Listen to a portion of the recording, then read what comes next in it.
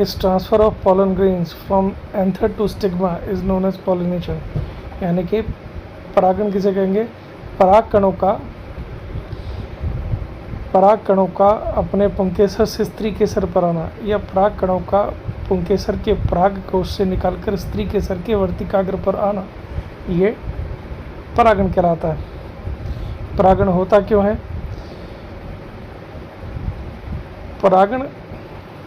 परागण होता है पुष्पों में लैंगिक प्रजनन को बढ़ाने के लिए, यानी कि निषेचन की प्रक्रिया को संपन्न करने के लिए पॉलिनेशन या परागण की प्रक्रिया की जाती है। परागण के कई प्रकार हैं, जैसे ऑटोगेमी। ऑटोगेमी का मतलब होता है स्वपरागण। स्वपरागण की प्रक्रिया में किसी एक ही पादप के एक ही पुष्प के पुंकेसर से परागकण निकालकर स्त्री केसर के वर्तिकाग्र पर आते हैं। इसे स्वपरागण की प्रक्रिया कहते हैं। यानी कि जितने भी उभयलिंगी पादप या जितने भी बाइसेक्सुअल प्लांट्स, उसके अंदर ये ऑटोगेमी का प्रोसेस होता है।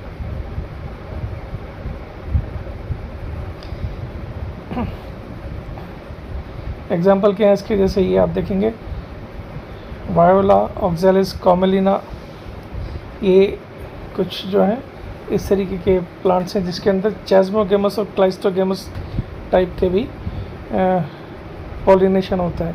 चैस्मोगेमस या क्लाइस्टोगेमस क्या है? चैस्मोगेमस के अंदर एंथर स्टिग्मा जो होते हैं एक्सपोज रहते हैं, यानी कि खुले रहते हैं, और क्लाइस्टोगेमस के अंदर ये बिल्कुल भी खुलते नहीं है।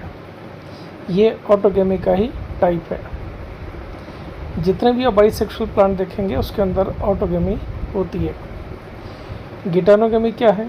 Geitonogamy is transfer of pollen grains from anther to stigma from one flower to another flower of the same plant. यानी कि पौधा एक ही रहेगा लेकिन दो अलग अलग फूलों के बीच में परागण की प्रक्रिया होगी, उसे गिटानोगेमी कहते हैं या परपरागण कहते हैं।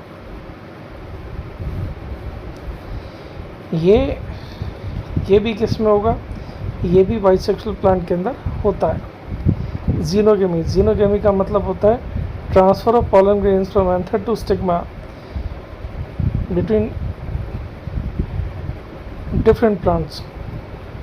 यानी कि दो अलग अलग पौधों के बीच में जब परागण की प्रक्रिया होगी उसे जीनोगेमी कहेंगे। या बिल्कुल अलग परागण कहलाता है जिसके अंदर ये प्रक्रिया जो है अलग अलग पौधों के बीच में होती है, इसे जीनोगेमी कहते हैं। ठीक है।